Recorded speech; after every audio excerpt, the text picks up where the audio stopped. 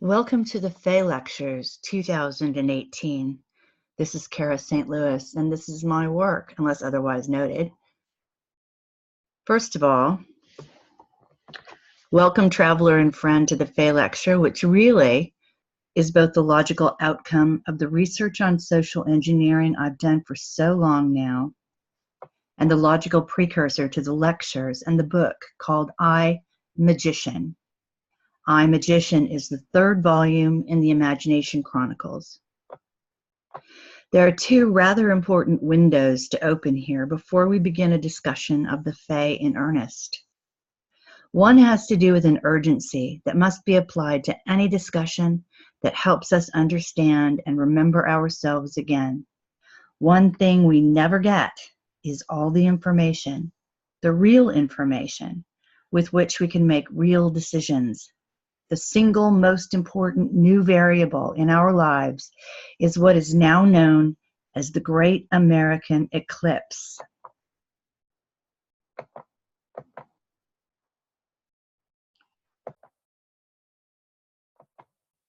This so-called eclipse, which was anything but a natural event, took place in the middle of August 2017.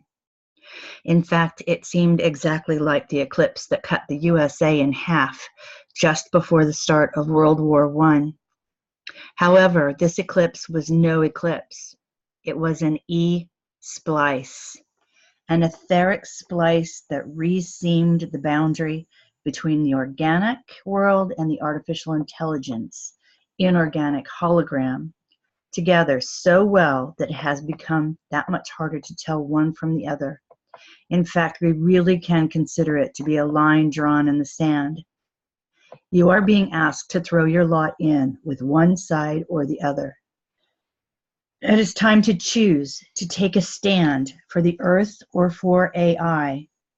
It's really that time. And if we don't win this one, there is an even worse AI ready to settle in. And this is the one that makes the images of the Matrix reality. The Fae are aware of this. It's why they are here. When I describe the eclipse, for our purposes here, we should remark upon the fact that we are being one thing and another, between one thing and another, in an interesting, if horrifying way.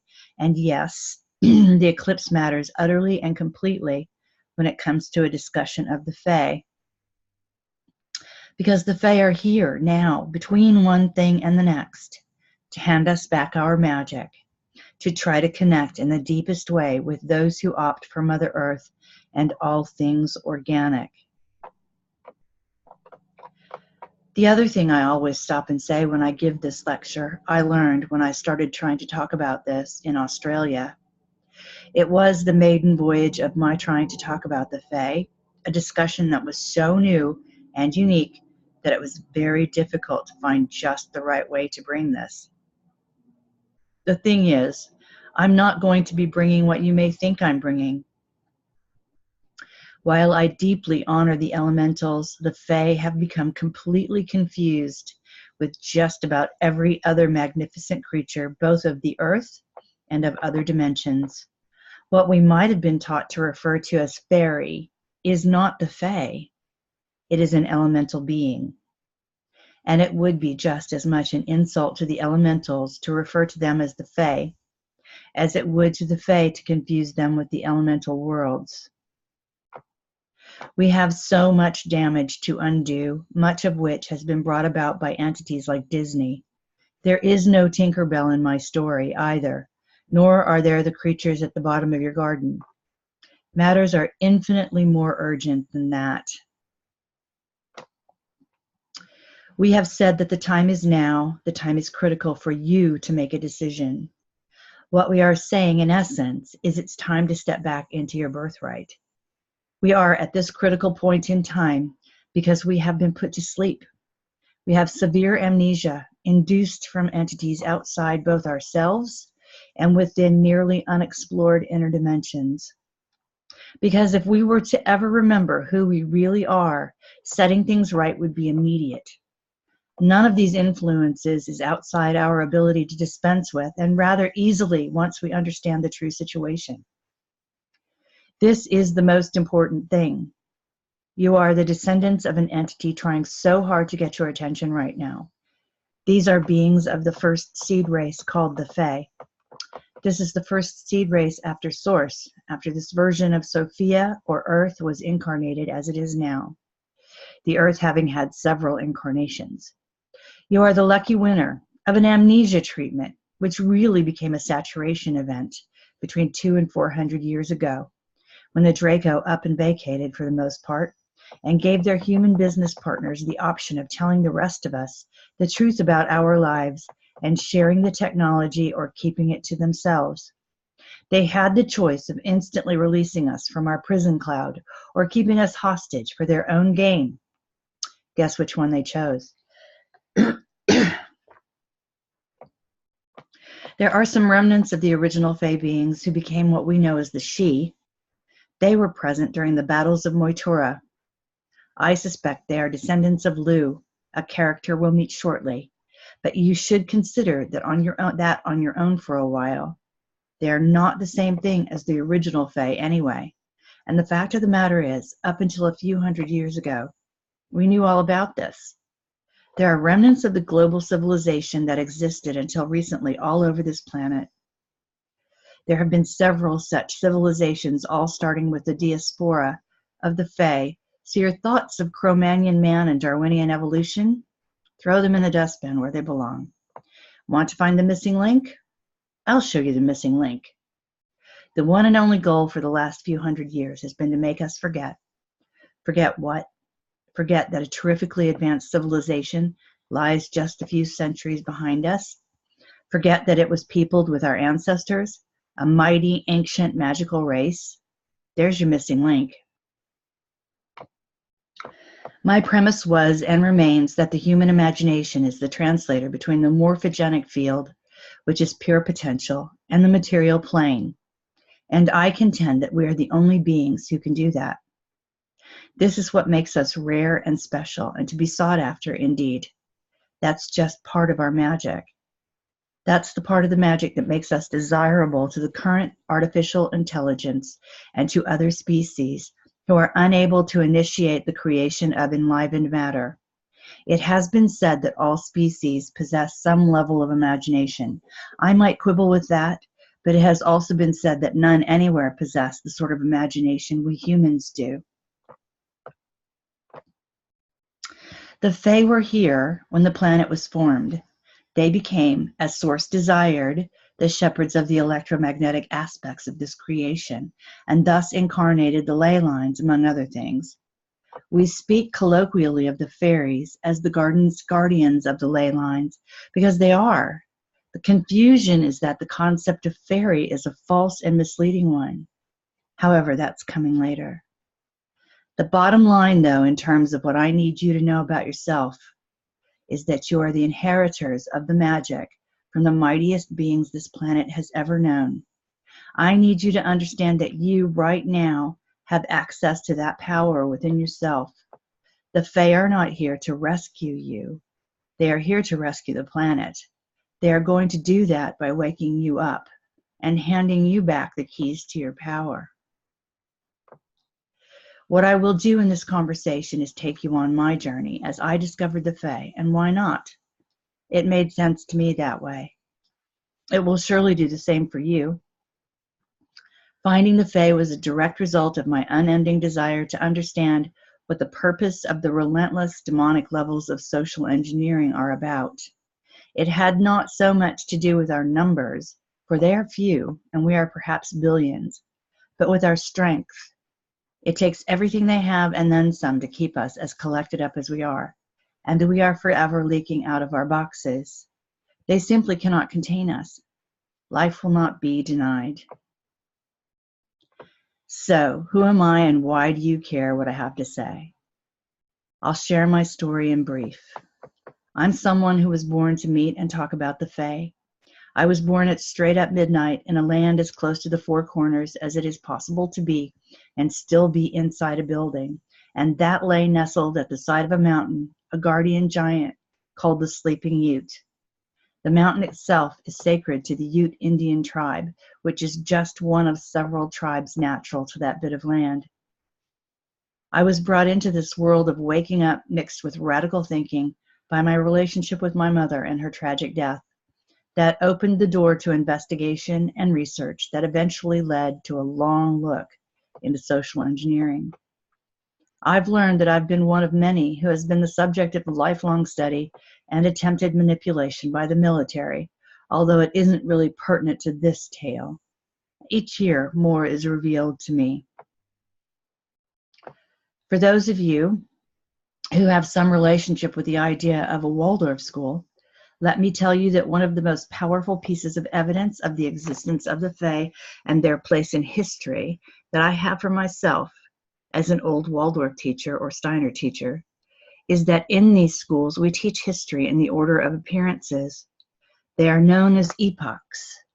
Rather than teach 12 straight years of American history, which is just brainwashing, this structure allows the children to incarnate properly. We call it the recapitulation of history. Anyway, the one year I could never figure out was first grade or class 1. It's based firmly on the fairy tales. Well, guess why? Guess what came first? The epoch of the Fae. As I said, it was the search for understanding of the ill-intended social engineering that set my feet on this path. And it was a collection of hints from different researchers, all of whom shall be properly acknowledged in this talk for their life's work, because I am a stickler for that put the puzzle together for me, up to a point. Then there came a time when pieces started falling together in ways that can only be attributed to my own clairvoyance and intuition, my relationship to the Fae, and my destiny. So what are some of the so-called areas of hard evidence? Well, we have etymology, astronomy, archaeology, anthropology, mythology. I started with etymology in the beginning, which is a well-defined and well-accepted avenue of exploration in terms of history. The history of language is a beautiful little trail of crumbs across both time and geography. I tried several times to bring the so-called hard evidence first. Time and again, I proved to myself that this is a lifeless method, completely unenlivened, and I feel more like I'm beating you with a baseball bat when I do that than when I start with a story. For this is who we are. We are storytellers, and it is in that our magic lies. There is no magic in science. Technology and magic are mutually exclusive. There are also a couple of junctures in my narrative where we run into contradiction. I always acknowledge these moments. I've realized, or certainly strongly suspect, that these contradictions have not been resolved because there's a flaw in the narrative, probably placed there deliberately by some entity. Could be the Draco, could be the so-called parents. Would have to be a very, very strong entity, and that leaves most non-humans out. But it is there, this binding or hindrance, and I will find it and undo it. Maybe through the telling of the tale this time and in this way. It is preventing me from receiving something that it's being sent to me, and so suddenly it has weight and substance and form, this block. It's now only a matter of time. These things dissolve upon discovery. As they say, the center cannot hold. So let us begin in the only way that makes sense to who we are, with the story.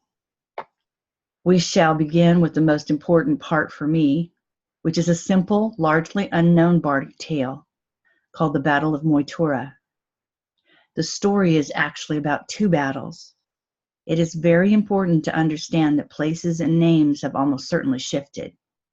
The current location we now call Ireland could well not be what was known as Erin or Ireland in the distant past, or even the not so distant past, or it could be one and the same. Some say there have been many civilizations and arrivals from elsewhere. Some have the great epochs in one order and some in another. If we concede that these things may be true, for example, someone just told me that the Draco civilization concerned itself primarily with the desert. I believe it was said the Sahara Desert. Then we can feel free to park them elsewhere for now and try to unpack this gesture, this event, this esoteric geography that has intimately to do with the Fae. First, one listens to this tale with the ear of a storyteller. It's a lovely story by the fire of a winter's evening, told by a bard in bardic fashion. Beautiful. A story that works on you in the way it's meant to. Then it occurred to me to see what would happen if I looked at it literally. I was, after all, contemplating the notion of the Celtic hearth, or heart, with my colleague, sacred sites expert Maria Wheatley. I realized instantly that there was a tremendous amount of support then in the tale for the idea that the Tuatha De Danann, known henceforth as the Tuatha, were both from off-planet, and combined with other data I had, seemed like a ripe candidate for a seed race. So let me tell you the story, especially since there are people out there listening who would be able to identify a potential binding spell on the instant, or a block or a wrong turn deliberately placed. Yes, let's hear the story first. It'll make it an hour long. I'll not make it an hour long, of course, as the bard would have done. There's much to unpack between this and the story of the second battle. It's a miracle the story has survived, really. And few people know about it. Even Maria Wheatley had not heard this story. It exists in only 2 manuscripts, one in the Old Irish and one written in the Middle Irish. There are very few manuscripts that actually come with supporting material anymore, since the Jesuits rewrote history in the 16th century to suit the purposes of the Catholic Church. But we do have the Old Irish, it seems. It is the closest thing we know to a Celtic creation myth. And in the tale of the 2 battles, it is a compendium of ancient Irish magical lore. So on with it then. They say, "'Twas a place where time began, begins, and will begin." It is a teaching tale from ancient Erin that comes with a blessing of good fortune on both the teller of the tale and the listener. So, the spell is cast. 3 times Erin put on the cloak of rocks and stone, of hills and trees. 3 times the great creator made what would be known as Ire, Erin, Ironland, or Ireland. 1,000 times 1,000 years before anyone was there, the great creator placed upon this island the Firbolg. They are known as the people of the leather bag. Here are 4 bags, by the way. They raised the land from the 4 seas. Then in this story arrive a people called the Favora, or Fomorans. They are described as living in castles beneath the sea. Some say they had 1 eye, 1 arm, and 1 leg.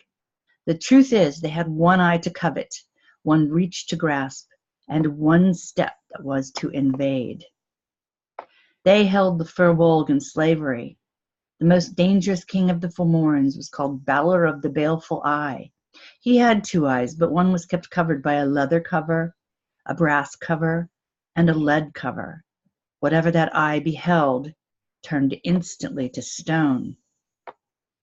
The Firbolg paid a tax to the Fomorans each Samhain, each Halloween.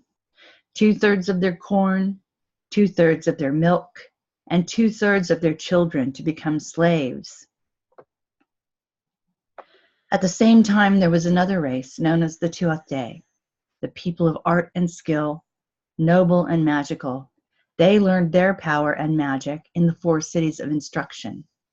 In Phalius, the city of stone, in Gorius, the city of the spear, in Findius, the city of the sword, and in Murius, the city of the cauldron. The king of the Tuatha was called Nuada, and they had a chief druid, or Doida, also known as the Allfather. The manuscript states that the cities were not of this world or even in its universe, but the words are a universe near to it. They sailed in special ships to Erin, and they have been described both as burning ships or as ships they burned on the shores. They arrived in the first day of May and sent their chief poet, or bard, to the bard of the Firbolg with battle terms. The Tuatha wanted a fight that was simply an equal number of men until they, Firbolg, surrendered, or the Tuatha were all dead. They wanted a battle of equal numbers. The second day of the battle, the Firbolg severed the king's arm off at the shoulder. On the third day, then, the Tuath, led by the Doida, the chief druid, turned the battle at last. And on the fourth day, the Fir Bolg sued for peace. They were given Connaught and all the Western Isles, including the Isle of Man. Now the Tuatha Dé were the lords of Erin. Nuada had to step down as the king, though, because there was a law that said the king must be whole and unblemished. The great healer of the Tuatha Dé made Nuada an arm of silver, but still he was not fit to rule, for metal does not supersede the perfection of humanity. A new king was chosen, a man called Bress, or Bress the Beautiful, who was half Fomorian and half Tuatha Dé, because they thought it would be good for peace, the peace of the land. In the end, Bress was called Bress the Beautiful and Unjust. It's important to know how such a thing could come about. The land of Erin is named after a beautiful woman of that time called Eriu, and she was the mother of Bress. It was in May, a beautiful, gentle day, and she sat on the shore looking out to sea. A ship approached, just one ship with one man aboard. He had chestnut curls, a shirt of silk shot through with gold, and gold armlets on each hand. This man lay with Eriu against her will, and she wept. He was one of the 4 kings of the Fomora, Elaha. He said she would bear a son and name him Bress, and then gave her a gold ring to put on his finger. It was magic and would change size and fit only on the finger it was intended for. He said from now on all things beautiful would be compared to him. Bress was beautiful, but he had a weakness in him for terrible greed. He made an alliance with the Fomora, such that they enacted a tax on the Tuath that was worse than the one they used on the Fir Bolg. The heroes of the Tuath were reduced to scavengers, and the Doida himself was made to make earth fortresses at a palace that Bress would eventually use and become the High Palace of Tara. Not even a wisp of smoke escaped taxation. The Doida had a son, conceived and born in a single night, known as the Mac Och. His mother was a woman of the Sidhe, and his mother had powers to see the future. The Mac Och told his father, "Take only one form of payment for your work from Bress. Take the sprightly, black-maned, black-coated young heifer that has never borne a calf, and I will keep it safe for you out of time altogether." Things went from bad to worse under Bress. The head bard of the Tuath cursed Bress for his miserliness and lack of generosity, such that his fortunes dwindled quickly. At that time, a cure was found for Nuada, and his arm was restored completely. The son of the old healer knew that the bones of Nuada existed within the silver arm, and so took the bones out and held them to his bosom for 9 days and 9 nights. When the arm had restored itself, he cut the wisps of 9 bulrushes and cast them against it, and the arm was as good as new. The nobles knew they could now depose Bress and restore Nuada. Bress decided to take as much with him as he could when he left. He went to Eriu, who gave him the ring, which would take him to his father. She said, "Take with you the treasures of the Tuath and the harp of the Doida." When Bress met his father, he asked for an army to attack the Tuatha Dé. His father refused to raise an army, but offered to hide the Doida's harp. Bress went to Balor of the Baleful Eye then to raise an army. Balor had a daughter he kept locked away in a copper tower on one of the islands, because it had been prophesied that Balor could only be killed by his own grandson. His daughter was very beautiful and had the name Enya. As is the way of things, of course, a Tuath lad called Cian, using the famous Tuath cloak of concealment, got into the tower. Enya and Cian fell in love and conceived a beautiful son, whom they called Lu. Cian spirited the boy away to his own people. He was called Lu the All-Skilled, or Lu of the Long Arm. So chanced that one day 3 women cloaked in black feathers from their heads to their heels came to Lu and handed him a spear, the spear of Gorias, and said, "You and you alone are fit to wield it." Lu went to Tara, approached the gates, and the gatekeeper ran him through a series of test questions about what skills he had. He finally convinced the gatekeeper to let him in. Even Nuada was impressed, and they decided that all the men of the Tuatha, of all of them, he was the one most fit to be king. Lu summoned all the arts and crafts in Tara against the Fomorans. The Druids made the hills steeper and the rivers deeper. The head Druid, the Doida, decided to try a plan of his own and went to meet the mother of all battles, known as the Morgu. When he found the Morgu, she was washing herself in the river, and blood was flowing down her to the water.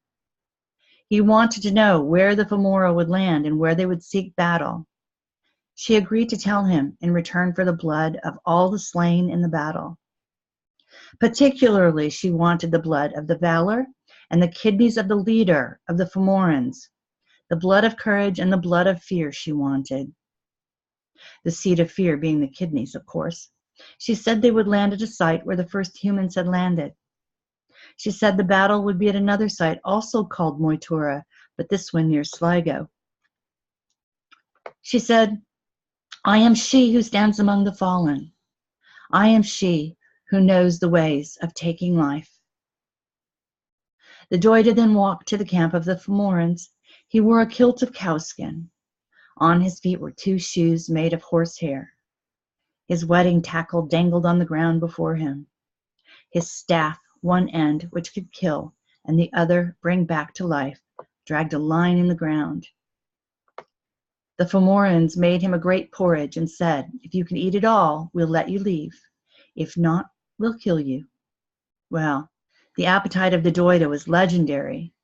They made him a porridge of 9 half cows, 100 half lambs, pig's fat, lard, and 17 barrels of meal. He ate the lot, laughing and saying, it is a wise man who understands that the crunchy bits don't spoil it. Although he was turtled like a small whale with his enormous belly waving in the air when he was done, and he fell asleep. When he awoke, he hobbled up the hill, dragging his belly, and he met a beautiful young woman. The Doida's appetites for food and women were legendary, so he stopped to talk to her. She was no ordinary young woman either, for she heaved him into the air with a druid wrestle and sunk him up to his waist in the earth. He cried, why have you removed me from my path? She said, I wish you to carry me upon your back to my father's house. He said, I cannot carry you on account of the meal I've eaten. Then she struck him in such a way that the meal left his body forcefully through both exits. Carry me, she said. I am under a magical obligation not to carry anyone unless they know my name, he said. Well, you're the Doida, she said. That's my position, not my name. His name was Fear Ben. Carry me, Fear Ben, she said. That's not the entirety of my name, said he. Well then, she said, what's the entirety of your name? Fear Ben Baruch, fool for a woman, lively for the age of him, scorned outcast, muddy laborer, paid with 1 calf, instructed in the 4 cities, lord of the 3 wheels, sage of the knowledge of waters, lord of the grove, lord of the animals, sage of the stars of heaven, all-father, crowned with staghorn, crowned with green leaves, rebirth of the world. And some names that cannot be said in words nor understood at all anymore. So he carried her, but not to the house of her father, for her father was the chief warrior of the Fomorans himself, and they coupled, and the signs of their coupling can still be seen on the ground of Erin today. And he said to her, I will go now to the battle. You will not go, she said. Indeed, I will go, he said. You will not go, she said, for I will be an oak in every pass against you. Indeed, I will go, he said, and the mark of my axe will be on every oak forever. You will not go to the battle, she said, for I will be a stone in every river crossing against you. But go he did. All this time the forces of the Fomora were gathering and stretched 5 miles down the shore of the northwest part of Ireland. Valor of the baleful eye strode amongst them like a scythe through the corn, strewing dead to the left and the right, seeking for his grandson, Lu. Lu said, "Arrow Troy, battle come afire. Say, Fay, foe, foe." Balor said, "I recognize that voice. It's the voice of my grandson." He strode towards him, preparing to raise his baleful eye. The Morgul had given to Lu a special weapon, the only weapon that could kill Balor, a Talith of War, a hardened ball, clay composed of 5 ferocious animals, the sands of the ocean of the east, the sands of the ocean of the west. And the hard clay Talith of War was fired with the blood of heroes and the brains of kings. As Balor raised his baleful eye, Lu cast the Talith in such a way that it pierced the baleful eye right through Balor's head, and the tide of battle turned against the Fomorans. The Fomorans were vanquished there and then, and later of the battle, Lu said these words: "Until the stars of heaven can be counted, sands of the sea, blades of the grass under hoofs of horses, the flakes of snow of every storm in the history of the world, until these shall be counted, the dead of Moytura will never be counted at all."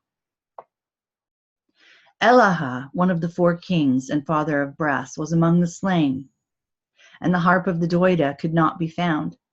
Luckily, the sword of Tara was captured, and this sword had the nature that if it were clean and unsheathed, it would answer questions, and it was able to reveal where the harp of the Doida was concealed.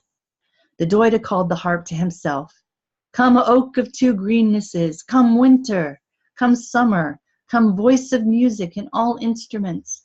And the Doida stretched his fingers upon the strings, and he played the modes of music which call forth the seasons of the year. Now it so happened that Bress was captured, and the Tuath were in their right to put him to death. But Bress said, "Better not to kill me, for I know a secret that will give you 4 crops of grain in 1 year." "This is of no use to us," said the Doida, "for we have spring to reap, summer to mow, and the winter to rest." "But answer this question, and we shall spare your life. On what day of the year should the men of Ireland plow? On what day shall they reap? On what day shall they sow?" Bress replied, "On Tuesday. On Tuesday plow, on Tuesday sow, on Tuesday reap." His life was spared because this answer was extraordinarily clever. Then the Mac Oc came forward with 9 birds of heaven circling his head, and 9 flowers of power breathing into the locks of his hair, and he called the young black cow back out of time altogether. All the treasures stolen from the Tuatha Dé were returned, and all the children who'd been stolen away into slavery were returned. The creation story I've come to know of as of today is as follows.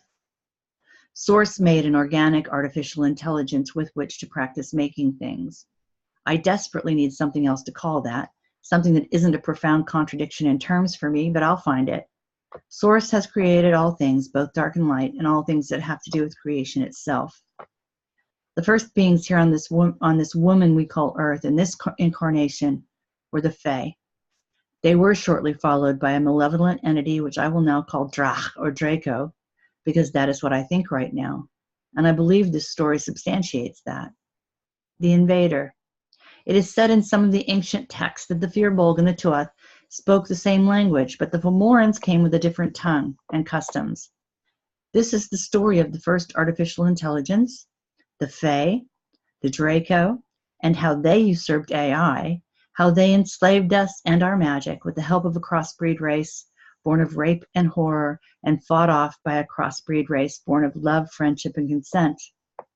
I believe I can make a case that this is the landing story of the 3rd time Aaron was created, the time we're in now, and I also believe the solution to overthrowing our masters is in this story. This story is about magic with lots and lots of astronomy thrown in. The timing is here. The time to start, the starting gun, if you will, that's here too. I always say there are entities we can call the good fairies and entities we can call the bad fairies for simplicity's sake. I submit to you that there have not been many battles, but rather one long, searing, soaring battle, which started here and has continued on through the ages. The Morgul remains, wants the blood and fear of all the slain, and so forth. There is, by the way, something that's trying to come to me and has been for a while. As I said, it's in this story or it's hovering around this story. It will dissolve, the center can't hold. Now let's go back and unpack the story, at least as far as I have right now. 3 times Aaron put on the cloak of rocks and stone, of hills and trees. I believe that this would have been the 3rd incarnation of Ireland.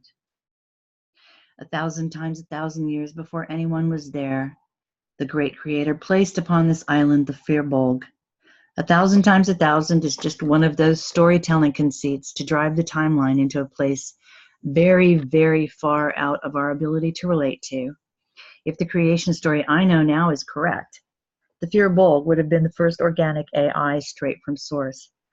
Also note the use of 4. 4 is huge in this tale and goes into the astronomy eventually, as does 9.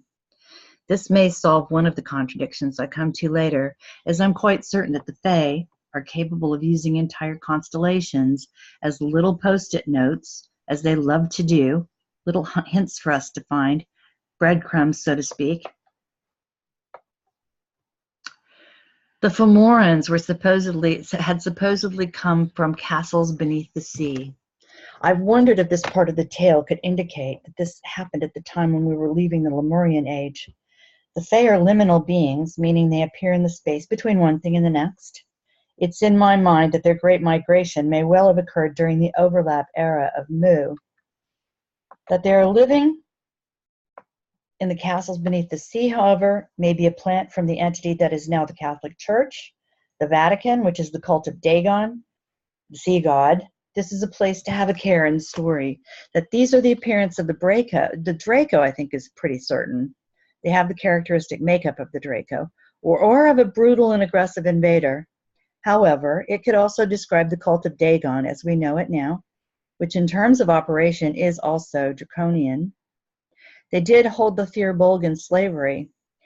Well, AI was stolen and twisted by the Draco to suit their purposes. That's the part of the quagmire in which we find ourselves now. It's sort of like what they're doing to our RNA right now with chemtrailing, breaking the chain, and then that broken chain gets replicated. So indeed, they did hold the Firbolg in slavery. This baleful eye, so many things it could be. A weapon, the one eye we see everywhere in images now to signify that someone is part of the club. The leather cover, the brass cover, and the lead cover could be epochs, but I think that may only be partly right. I need an alchemist to help me think about that one. The Firbolg paid taxes to the Fomorans each Halloween. Halloween actually began as a celebration of the day the Fae arrived. The Tuath vanquished and contained the Firbolg, then hybrids of the Tuath and Fomorans vanquished the Fomorans. The same time, there was another race known as Tuath Day, learning their power and magic in the 4 cities of instruction. That would be Balius, the city of stone, Gorius, the city of the spear, Findius, the city of the sword, and Murius, the city of the cauldron, which, by the way, represents past, present, and future, as well as the vocalization for magical creation. The stone, which may or may not be under the throne in the United Kingdom, the spear of destiny, the sword or Excalibur, and the cauldron. The cauldron is all about the Norns, past, present, future, and destiny. Creation, destiny, and confirmation or solidifying of a destiny. The Doida. The manuscript states that these cities we just spoke of were not of this world or even this universe, but in a nearby universe. This could be anything, inner dimensions, or actual outer dimensions. I would lean toward an inner dimension, except for the description of the burning ships, which lead me toward a landing story. On the other hand, the Fae were the first here after Source and its pet AI, if that story is to be believed. They incarnated the electromagnetic response system in this planet with the ley lines, really just a magnetic system. So after the Draco landed as Fomorans, it's possible the Fae then emerged from an inner dimension within the planet. They certainly would not have left the planet once they arrived. They wanted a fair fight, which is certainly something I remember from my early days as being important. This thrust toward overwhelming and conquering, outnumbering and outgunning, this is fairly new. Turning from politics and material leadership, the Doida took over the battle on the third day, and that's when the battle turned. Here we have magic superseding politics. On the fourth day, the Firbolg sued for peace and were given Connaught and all the Western Isles, including the Isle of Man. The Isle of Man, or the Manx culture, is a place where the residents were said to be rescued from the taxes imposed by Manannan, a god of the sea, by St. Patrick, who actually, in my view, did not exist. The church did take over the legends of the Tuath Day. Now the Tuath Day at this point were the lords of Erin. Nuada had to step down as king, though, because there was a law that said the king must be whole and unblemished, and he had a metal arm. No matter how you slice it, this is an artificial arm made of metal. Other than that, I have not unpacked this one. When Bress was born, Elaha, the king who was his sire, came across the sea wearing gold, and that is the first time we see gold in this story. The Fomora or Draco have 4 kings. I remember a head poet of the Firbolg and 1 king of the Tuath Day. Are there any magical beings with the Fomora or Draco, or just monarchs? The story does not say what Bress received in return for his alliance with the Fomorans. By now we're talking about a hybrid, it seems, between the Fomora and Tuath Day, as much as pure fae. The Doida had a son conceived and born in a single night known as the Mac Och, and his mother was a she. The she would be half Tuath and half Fomoran as well.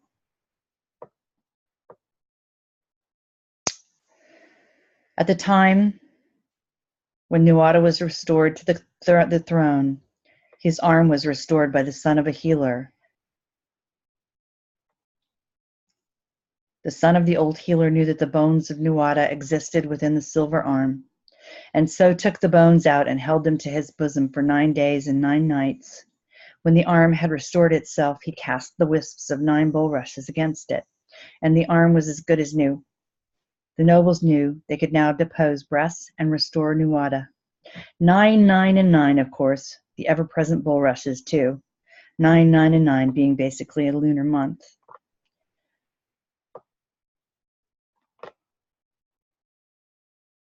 Balor had a daughter too. He kept her locked away in a copper tower. Here we see copper for the first time, and now we have brass, gold, silver, and copper, as well as lead and leather. When Lu appeared on the scene, even Nuada was impressed, and they decided that of all the men of the Tuath Day, he was the one most fit to be king. He came across 3 women cloaked in black feathers from their heads to their heels, who handed him a spear and said, "You and you alone are fit to wield it. Here are the Norns representing destiny, past, present, and future. The keeper of things like the cauldron and apparently a spear of Gorias. They could only be pure Tuath or Fae, or perhaps goddesses." Again, the move from the king, the ruler, to magic happens every time there's a battle. And the Doida went to see the Morgu to try to establish some sort of heads up in the coming battle. Note the characteristics of the Morgu. She wants blood that is associated with courage, honor, and fear, spilt on the battleground where one would find nothing but adrenaline. Does this sound familiar? We certainly see that now. She particularly wants the blood of the chief warrior of the Fomorans, and that would, in my view, would have been a Draco. I think we need to ask why. The Morgu is also known as the Morrigan, a goddess of sovereignty, reminiscent of the future figure of Kali. She is one of the manifestations of the 3 goddesses. She said, "I am she who stands among the fallen. I am she who knows the ways of taking life." Interesting that we have a female whose specialty and exclusive knowledge is the ways of taking life, when the Fae are the creators. I'm still unpacking that one. And when the Fomorans had fed the Doida, he fell asleep. The question is, since he remarked on the crunchy bits in the meal, is this the first time that he's eaten meat? And is it the meat that made him fall asleep?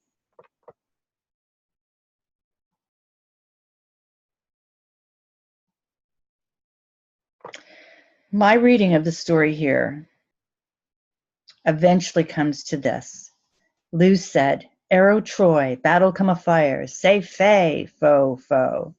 My reading of the story here sees Lu of the long arm invoking the Fae in battle against the foe. The Morgu had given to Lu this special weapon. Yes? There's some analysis of this bit, which includes astronomy. The ball, the Talaf, seems to be the moon. Some versions of the story talk about 3 times 9 Fomorans who stood behind Balor and were slain by this ball, which could represent the moon. The 27 could loosely represent the lunar cycle if Balor stands for the onslaught of the false Apollonian mystique, Apollo the sun god, and Lu of the long arm representing, in fact, Orion with his arm high in the sky. For me, if we can take the astronomy seriously here, we might date this battle, or even understand the convergence of stars in the heavens when the Draco are vulnerable to defeat. I would need a real astronomer to unpack that as well.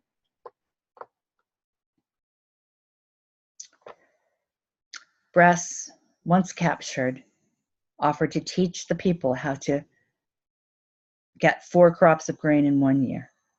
I do think that given what we are up against in this century, and the last, in terms of the havoc wreaked upon nature, the earth, and ourselves by forcing the maximization of crop and commodity and animal yields to the point where the very earth herself is shrieking in agony, we might have a look at this so-called gift that the Doida and the Tuath turned down, understanding the health of things, and the balance of things, and the rhythm of things.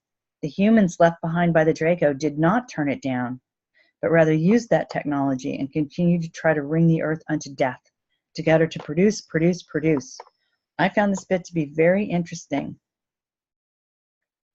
Then the Mak-Ot came forward with 9 birds of heaven circling his head and 9 flowers of power breathing into the locks of his hair, and he called the young black cow back out of time altogether. All the treasures stolen from the Tuath Day were returned, and all the children who had been stolen away into slavery were returned. Again, this bit needs to be unpacked, as I think there's a very large clue here as to when and how to restore this planet.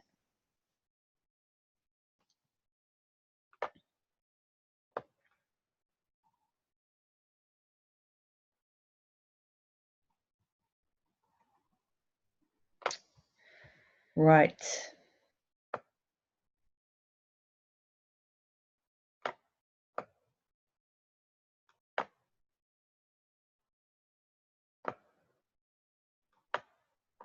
How far back this all goes. The Tuath Day, otherwise known as the Fae, and their descendants of mixed blood, known as the Sidhe, inhabited this island for time out of mind, really. How far back it goes is constantly being altered by discovery and by intuition. Some say 300 million years ago, this earth came into being. Just today I saw that in Israel, a settlement clearly built by what is known as Homo erectus, that's us, has been unearthed and dated at 500,000 years old. So it does seem that an archaeology and anthropology captured by the social engineering of the 20th century is being forced to admit that not everything is 4,000 years old or dates back to 4000 BC. You'll notice this date now that I've said it. Much has been made of the physical appearance of the Tuath Day. Physically outstanding, tall with red hair and fair skin, it's been noted that the rarest combination of hair and eyes now is red hair and green eyes. Periodically, I notice that some gathering is being held for redheads around the world, and I cannot help but wonder, given the obsession of the current overlords with genes and gutting us magically, if these are events to avoid. Avoid exposing your direct lineage like that, which appears to be an expressing itself utterly in this lifetime. They continue to live, principally, according to the legend in the Boyne Valley, where the goddess Boann would have held sway over the Boyne River, with their capital of being Tara. I'd like to finish the tale as I've come to understand it, before moving on to the next topic, which is the goddesses and the feminine gesture of the Fae and their creation. Ireland was, as you must know, never overrun by the Roman armies. The Druids were a force to be reckoned with. The Romans, an offshoot of the Draconian infiltration. The Fae may have vanquished the Fomorans or Draco, but the Draco never left entirely. That was simply a description of game on, so to speak. 'Twas not until the Catholic Church or the Vatican, having buried their cult of Dagon, or the fish and sea king, under the guise of Christianity, turned their attention toward Ireland that we had a problem. However, we cannot consider the Fae to be vanquished. There was a moment in time, a real twilight time, and in-between time, when they retreated back into the earth, and I believe that decision was mutual. The Fae wedded themselves to the earth in order to protect her, and the earth took them into herself. It was a mutual moment. There is a clue as to when that happened. Two bits of information which are important to understand just when and how the Vatican took over and Erin became Ireland. First of all, the Fae used a bit of magic all the time, having to do with hiding themselves in a mist. The cloak of invisibility, it is sometimes called. It's how the lad got into the Copper Tower and lay with the daughter of Balor. And in my view, the most powerful spell out there is called the Faith Fiata. It is true irony that the first word is pronounced faith, also known as the cry of the deer, which is another attachment to the head druid or the All-Father. Catholic histories, Christian Western modern histories, will describe a time in which the Druids were conquered by St. Patrick, using a mist to hide himself, and a prayer called St. Patrick's breastplate, or the Lorica, or the rune of St. Patrick. This is none other than the mighty spell of the Druids, or Tuath Day, the Faith Fiata, or the cry of the deer. At Tara today, in this fateful hour, I place all heaven with its power, and the sun with its brightness, the snow with its whiteness, and the fire with all the strength it hath, and the lightning with its rapid wrath, and the winds with their swiftness along the path, and the sea with its deepness, and the rocks with their steepness, and the earth with its starkness, all these I place, by God's almighty help and grace, between myself and the powers of darkness. It is my view that the Faith Fiata was a witness to the Fae retreating into the earth, as they and the earth wished and needed, probably from when they had come anyway, and where they still are. For me, it seems certain that whoever or whatever came into Erin at that time was enough of a threat to the earth to require this incorporation of the Fae back into her. They are mentioned now in Ireland as the old people who were driven out by the church, but we also know them as the high people, the noble people, or the gentle folk. In retrospect, meaning based on the entirety of the evidence I've collected, we can say that the Fae were a feminine culture. They were creation itself here on the planet by permission and empowerment of Source. Creation and birth are by definition womanly. The timeline that leads me to believe this, which we will cover over the next bit of lecture, is this. Eriu, as the namesake of Ireland and all the other goddesses that came to be known there as Boann and others who inhabited the rivers. Boann was the river Boyne, for example, the goddess that was frigid and usurped at least nominally by the Catholic Church.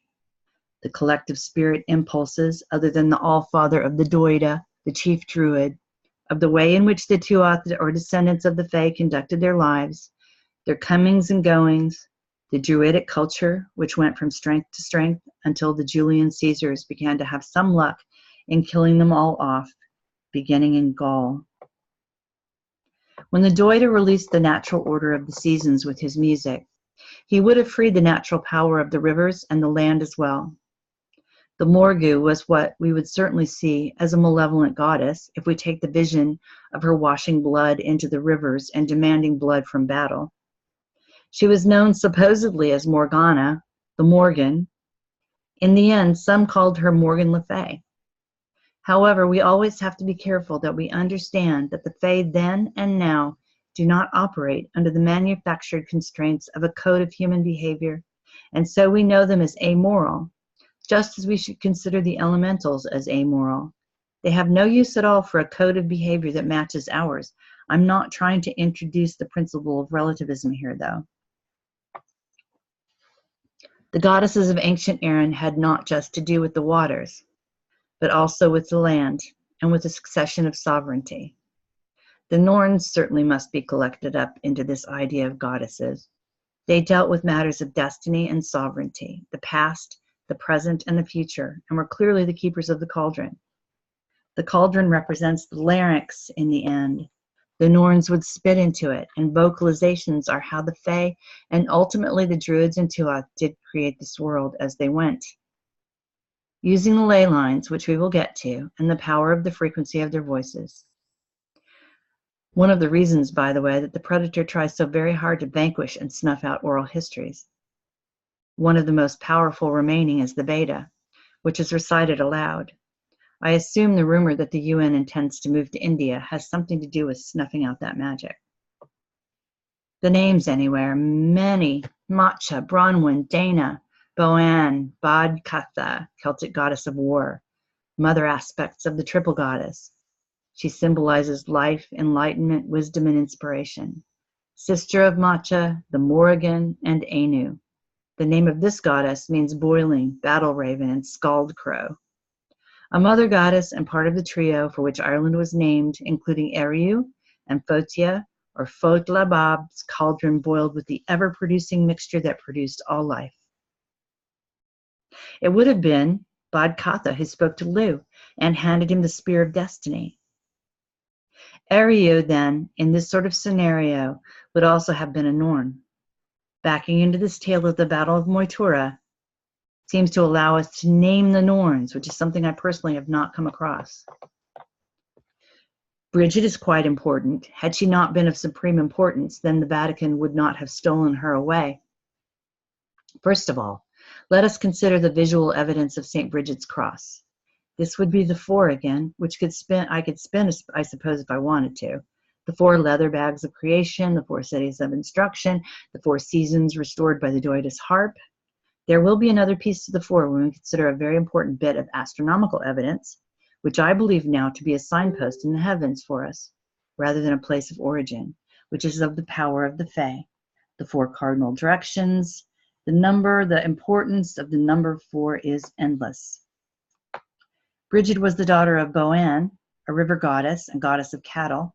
There was a young heifer released, one who had not borne calves, kept out of time altogether by the Tuath healer, and returned to the Doida after the second battle of Moytura. That healer was Angus Mac Och. You may remember his name. And he was in truth the son of the Doida and the goddess Boann.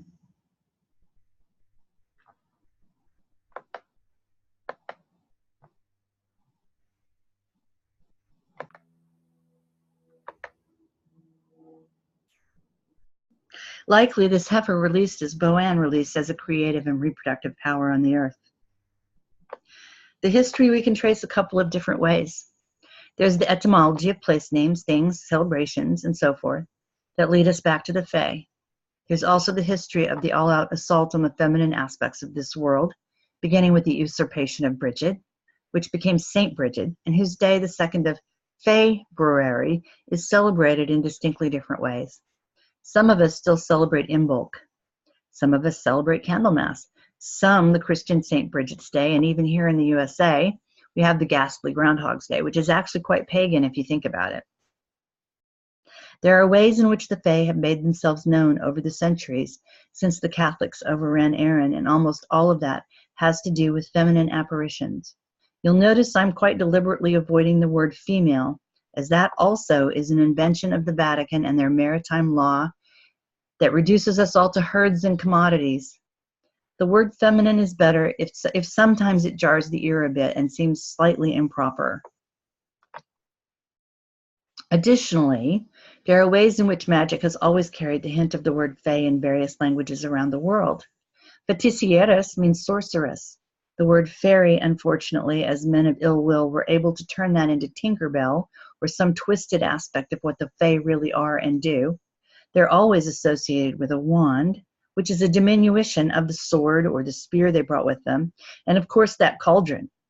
We end up with stories like the Sword and the Stone, and the battle between the monarchical or legal in Arthur, who established the law, and the magic in Morgana. Merlin becomes a character to override the magic and place the monarch at the head of things, yes, by magical decree, but magic is then seen as evil, a strange and twisted retelling of a very important tale. This we can unpack another time. Women in white are important to all of this, the Dames Blanches of France, the Lady of the Lake. We can trace linguistically many incidences when women ruled a place or governed a place. In Frisia, for example, the women or femme ruled and became known as the Magdeburg, the women of the castle. From here we see a strange twist in the character of Mary Magdalene. And then all feminine apparitions become the Mother Mary in a gambit used for a patriarchal transition, absolutely brought on by the Vatican. Until that time, my research indicates that there was no patriarchy. How was all this then shoved down our collective throats? Via a rewriting of history ordered by Pope Gregory in the 16th century, which was carried out by Jesuits and enforced at the point of a sword in conquest and in the Inquisition. Some interesting and important bits to note. Even in ancient Egypt, according to the work of Stephen Mailer, the word pharaoh was grossly misunderstood, and in fact, that's a Greco-Roman word for the male head of the household. In fact, the per-ah means the high house or the women's house. The woman was always the pera, or pharaoh as we know it today. Males such as Ramses were consorts to the pera, and only consorts. Descent in Egypt was always matrilineal. The Battle of the Boyne was supposedly the reenactment of a landing used masonically to overtake the English-speaking world by enacting a ritual on the Boyne River against Boann. Read about that in Ireland, Land of the Pharaohs, which could be read as Ireland, Land of the Per-ah, actually, the women, the matriarchy, the fae, the high house of the women.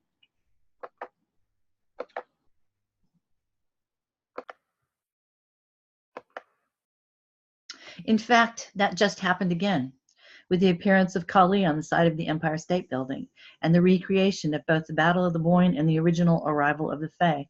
But this time was enacted by CERN in preparation for the Great American Eclipse. The art was made by a person called Louis Psi-Hoyos. Psi meaning particle physics, Oi meaning a boat to convey along a stream or river, and OS meaning operating system.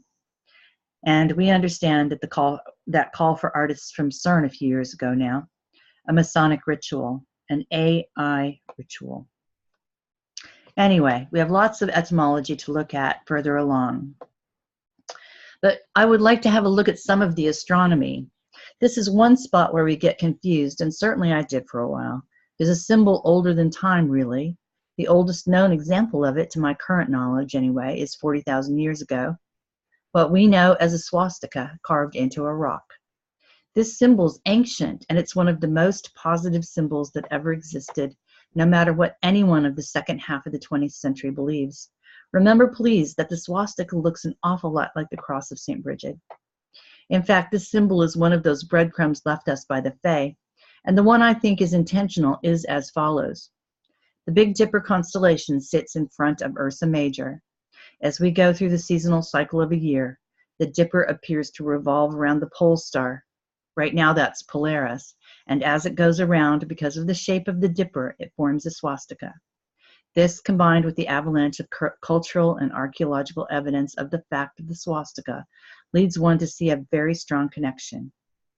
Now, what does that have to do with the Fae? The bottom left corner of the bowl of the Dipper is a planet called Phecta. Nearby to that constellation is the planet Draco, actually. I used to think that this meant the Fae came from Phecta, but I think now, knowing they were the first non-artificial intelligent beings here post-source, that does not really line up with coming from a planet. The ancient manuscripts say they don't even come from this universe. But this is a being powerful enough to enact this sort of clue for us to find for sure. And by the way, if you try to research the word Phecta, you come up with some sort of East European word for call girl. Considering the smearing of the feminine since Rome, this does not surprise me, and simply adds to the evidence that I am correct in my view. What I might have called the astronomy of this story, I believe can be boiled down to some hints. One, I think there's a recipe buried in the Battle of Moytura for when and where to throw off the yoke. These are dates or times for all of the above that we can come to via astronomy. Second, I think the Fae left a big post-it note in the sky for us to find and verify that they were and are here. The trail now leads to inner dimensions both within us and within the earth itself with the aid of the esoteric study of water. Hence, Boann and Morgul in the river are huge parts of this story.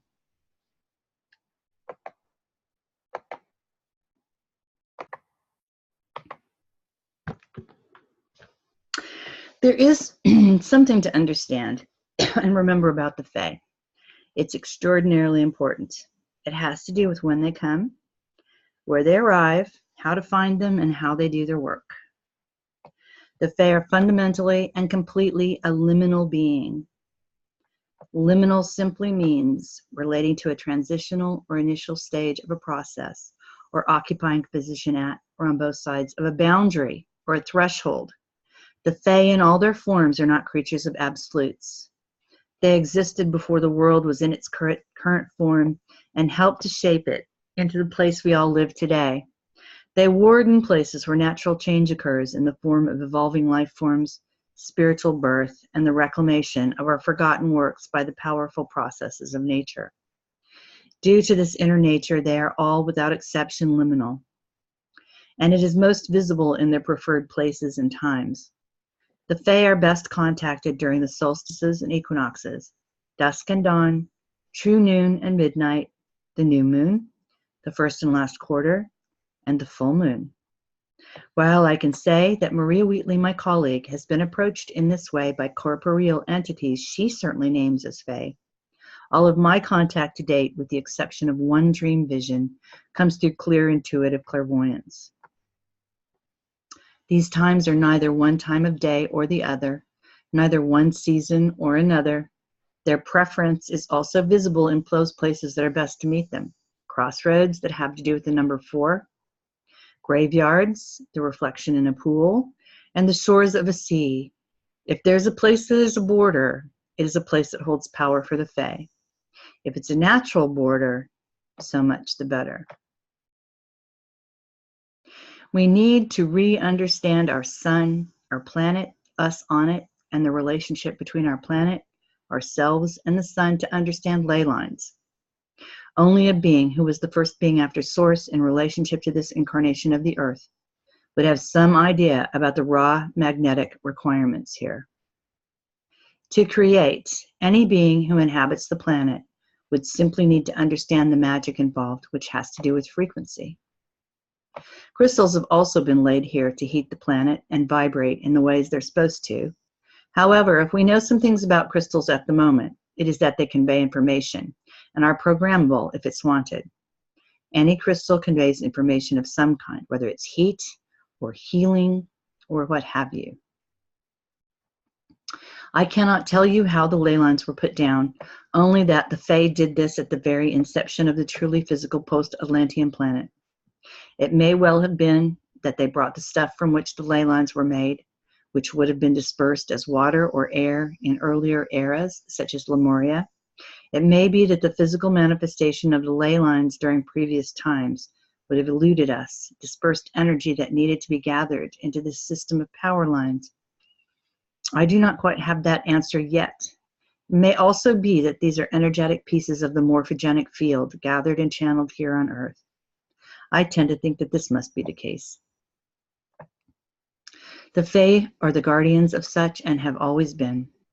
I do speak about the myths surrounding so-called fairy lines and how humans can run afoul of the energies there, not in my view because the Fae are malicious, but rather because there is energy there manifesting in ways we no longer understand. This can feel violent to us or frightening. If we stick our finger in a light socket, we don't get a shock because the electricity is angry with us or wishes us harm. We get a shock because it's a power that's not compatible with us at that moment. A little electricity does not bother, a lot bothers a lot. The Germans refer to the ley lines as Kreuzen. In the colloquial, this means both childbirth and circulation, which makes much sense if the ley lines are utterly creative. They are, under any circumstances, way-showing lines. In that, they match the Fae themselves, who are way-showers, in a truly cosmic sense. The Fae are closely associated with iron, although the myth is that iron keeps fairies away. The real story is that all indigenous peoples paint clay or tattoo woad and such on their bodies, and in their tribal dances, the body painting helps them to become little dynamos as they spin. Their magnetic power increases substantially as they become their own little mini suns. But my point is that iron is magnetism, iron in the ground and iron in our blood. Fe is the symbol of iron on the periodic table of elements. They are also deeply associated with the magic of blacksmithing and metalworking. It's been posited, and I agree with this, that the iron in our blood is part of how our memory works. The iron in our blood acts in the same way that the rust on cellophane tape used to record electromagnetic signals in the old cassette tape industry. This is one big reason strontium is being dropped on us from on high. It's a bone marrow seeker, and so attacks not just our immune response, but our memory ability, and making us forget is job one. The Druids certainly knew, as do many entities still connected with true magic, that the ley lines interact with the latitude lines to form a sort of grid. The right frequency or tone applied properly and in the right place can raise a hyperbolic tower of sound or a Pythagorean tower. One of the most powerful places this happens is Alais in France, where 24 or 26 ley lines converge to a point. This point is just a few miles from CERN, and I assume the energy is used by them or being destroyed by them. Quite recently, a man visiting Tibet was treated to observation of Tibetan monks using the power of sound to levitate huge stone. And for those who prefer, scientists have demonstrated that sound has the power to move small objects, although experiments with heavier objects have been met with limited success. In 1939, a Swedish doctor named Jarl was brought to a Tibetan monastery to treat a High Lama. He stayed for a long time and developed an intimate friendship with the Tibetans. One day, the monks took him to a high cliff where they were constructing a rock wall. About 250 meters from a tall cliff, there lay a large stone. 19 musical instruments were set in an arc, precisely 63 meters from the stone. 13 drums of different sizes accompanied 6 trumpets, each of which was 3 meters in length. The monks began playing the small drums, then the rest of the instruments chimed in. All the monks were chanting a prayer, and after 4 minutes, the stone began to sway. Suddenly it took off in the direction of the cliff, and after 3 minutes of ascent, it landed on the cliff. The monks were able to move 5 or 6 stones an hour using this method. The specific nature of the instruments, combined with angles and distances involved, of course, indicate advanced knowledge of vibrational physics. I would say that it indicates an organic, natural knowledge, something we all know and can use when we acknowledge this. The origines of various places and times, such as those in Australia, knew the ley lines but called them song lines, which makes sense since we sing things into creation. Song lines are on or in the earth, but for them, they are also in the stars. They can cross many countries. Walking one backwards is actually considered to be sacrilege. Of course, the ley lines are intimately connected to astronomy and rises and falls in power accumulations that have to do with planetary alignments and such. And how does the earth and her people take advantage of or react to this ebb and flow from the heavens? One would hazard to guess that it has something to do with our magnetic nature, whether it's the piezoelectric effect due to our salinity or the iron in our blood. The sun itself imparts information to us via our skin. Of course, most civilizations have their own terminology for this sort of thing. In China, as well as in Britain, we speak of dragon lines. In Britain and Europe, we also have Mary lines. There are everywhere spirit paths and so-called fairy paths. Frankly, the clues to the Fae existence corporeally on this planet are endless. They come at the between times, and they do come. They ebb and flow like the water, like the effects of the planets. Certainly, the corruption of ley energy by entities such as CERN would bring the Fae to our recognition again. The corruption of the air and water would bring them, despite the fact that these are the provinces of the elementals. The diminishing of the reach of the sun would bring them, and messages of desperation must be coming from the trees and all other forms of beings which form a network into the earth. In what ways are the ley lines being damaged right now? Ever since roads crossed leys, and more importantly, the dragon line earth currents were cut through, which the Chinese describe as amputated, the energy system has been affected. The building of roads have cut the dragon lines. Clearly, you have groups who imposed their wills on the system and abused it. Himmler set all the concentration camps, for example, on the red and white energy currents. This is where they got the color for the Nazi flag.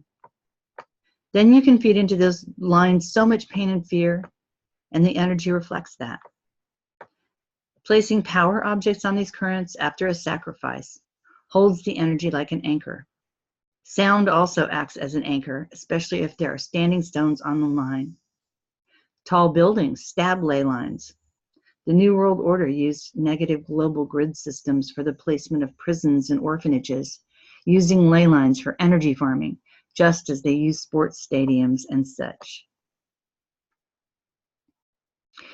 Much of the most compelling evidence that beings of a truly higher order were active on this planet until quite recently have to do with archaeological and anthropological evidence. Scientists throw up their hands and we scratch our heads at the idea that amazing building works exist, and if we are to believe what we've been taught, we as humans are not capable of erecting them. Cultural customs cross boundaries in seemingly inexplicable ways. Unless, of course, one considers the idea that there was a recent global civilization whose only differences had to do with environment. If one dispenses with the Darwinian impossibilities and accepts that sophisticated human beings have been on this planet for eons and eons, then there's no longer any need to wonder. In terms of archaeological and anthropological evidence, we have many angles to research. Yes, there are communities built that require far more intelligence than the supposed development of our skills would have been at the time. There are actual civilizations which have been erased from the history books. There are uncanny cultural similarities, which range from the farthest north to the farthest south. All these things point to an intelligent, sophisticated, and ancient global civilization. Yes, there was a catastrophe which caused a global flood. We think 10,000 years ago, but remember, history was altered in the 16th century, and the accepted dating techniques are rubbish.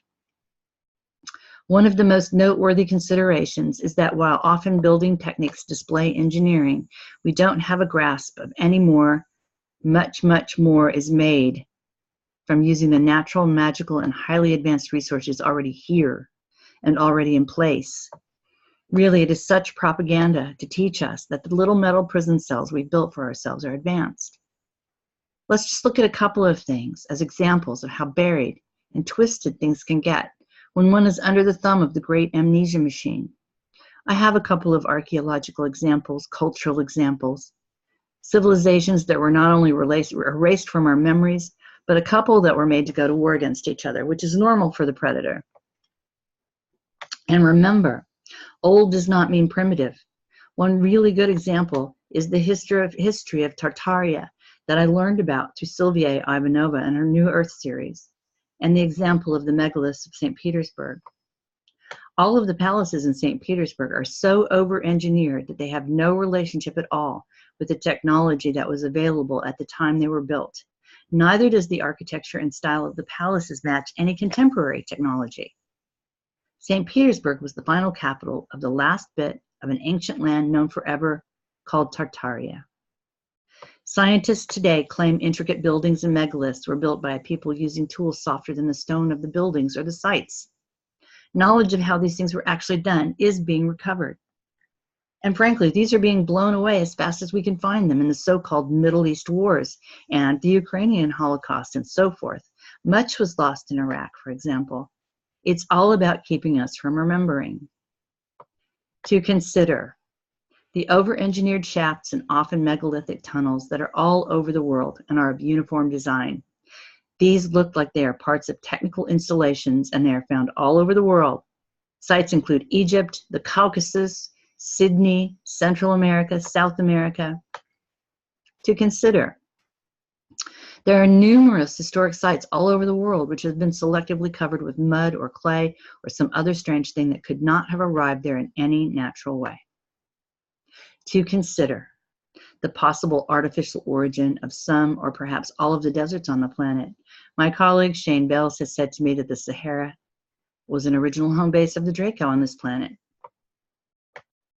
Despite being likely the most reliable oral history left to us, some have come to wonder if parts of the Vedic texts have been lost or changed, as dates cannot be agreed upon by Vedic scholars in India. It is the same old trick, introducing new text, new dates, changing language, and in this way knowledge is lost. A diaspora based in Ireland, in the place we now know it to be, would have begun in Scotland or Wales. After all, one crosses the Irish Channel by means of a ferry, doesn't one? The obvious candidates for a group who may have been Fey or even She are the Picts. They actually did not call themselves Picts. No one knows what they called themselves. And any settlement led by the Druids would be one to keep an eye on. So much has been wiped from our sight and our minds in the last few hundred years. The social engineering of the 20th century meant that within 1 or 2 generations, the entire narrative could be hijacked and changed just by virtue of removing tiny children from their homes and burying them in lies in the schools. Sylvia Ivanova speaks of that land called Tartaria. Hundreds of medieval maps depict a great landmass, a country in Asia called Tartaria. You can look for yourself. As we said previously, it's very important to understand that places and names have almost certainly shifted. What we now call Ireland could well not be what was written about or spoken of as Erin or Ireland in the distant past, or even the not so distant past. Some say there have been many civilizations and arrivals from elsewhere. Some have the great epochs in one order and some in another, as I've said. If we can see that these things are true, then we can note these things and feel free to park them elsewhere and try to unpack this.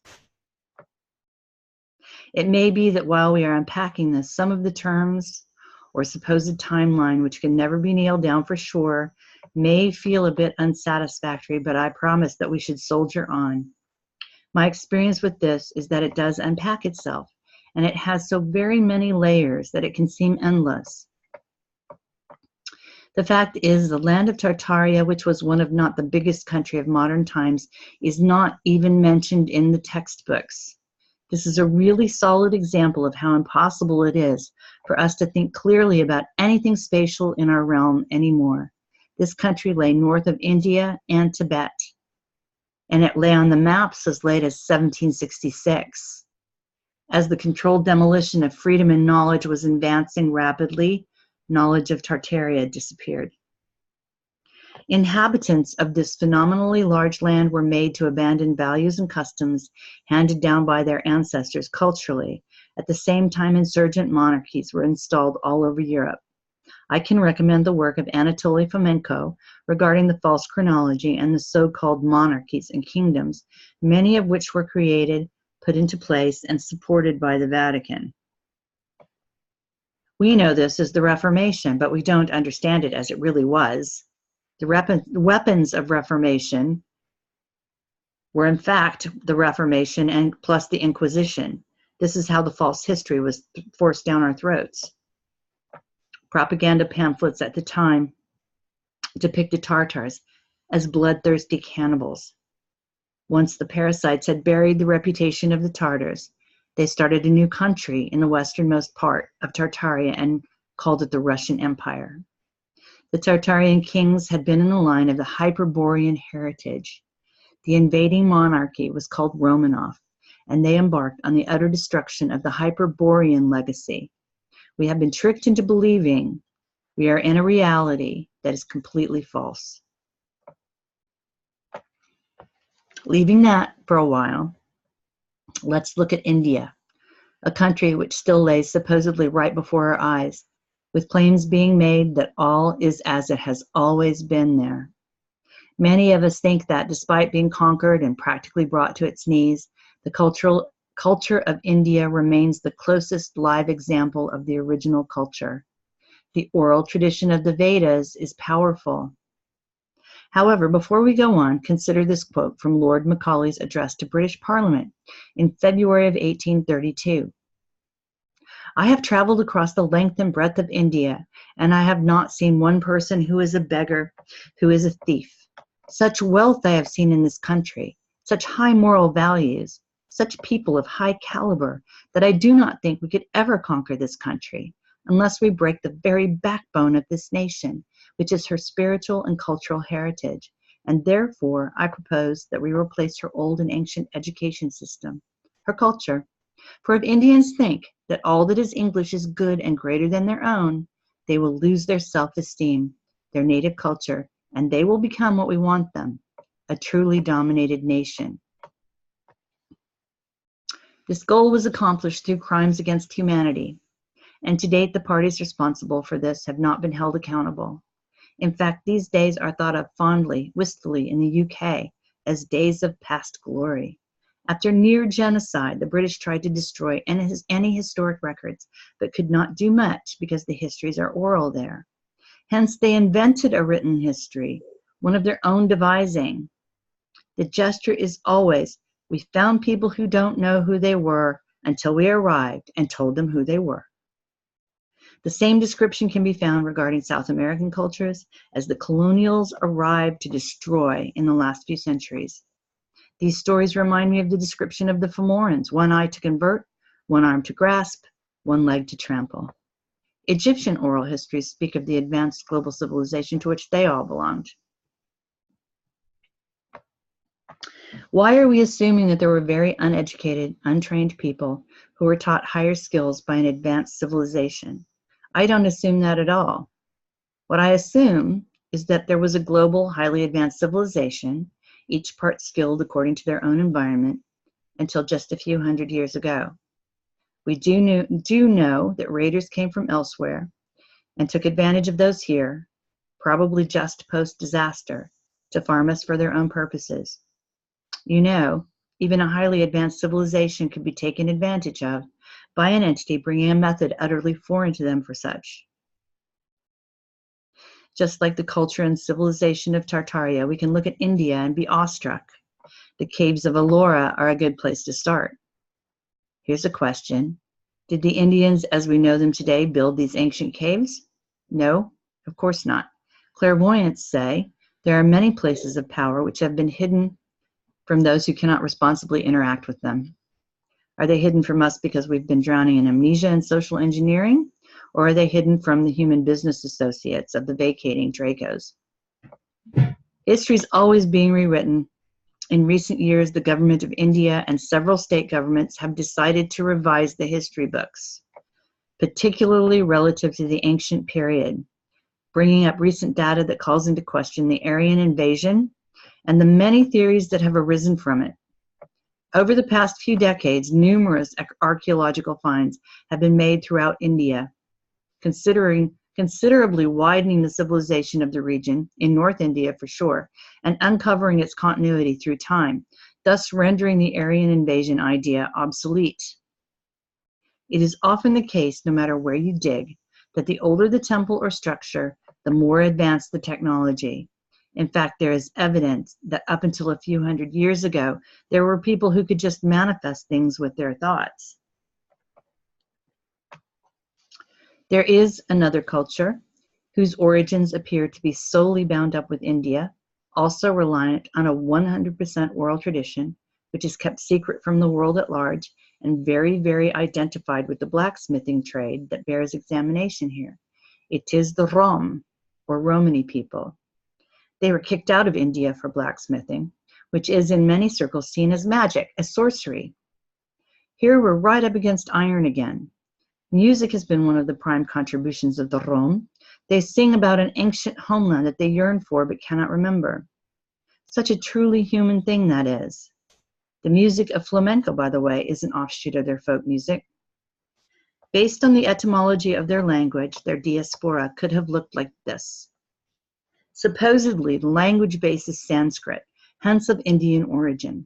Genetics demonstrate a distinct connection between the Rom and the present-day warrior classes of India. The language reflects bits of dialect from several Indian regions, and so seems to suggest that the original group was assembled in some way for some purpose. The primary diaspora from India would have occurred around 900 AD, when Islam was spreading west and east. Some think this was a warrior caste collected up and called the Rajput, sent from their leaders to drive Muslims from their borders. Gajet, the term for a non-Rom, literally means civilian or non-military person. The layers of foreign words borrowed from others leave a virtual map of their travels. They originally moved in a straight line across the coast of the Caspian Sea, passed through Persian linguistic territory, pushed across the foothills of the Caucasus Mountains to the north coast of the Greek Byzantine Empire. Supposedly, it was here that they took up the profession of metalworking and blacksmithing. When Constantinople fell, they were carried on the crest of the wave up into Europe at about AD 1300. They went to the Balkans first, to Moldavia.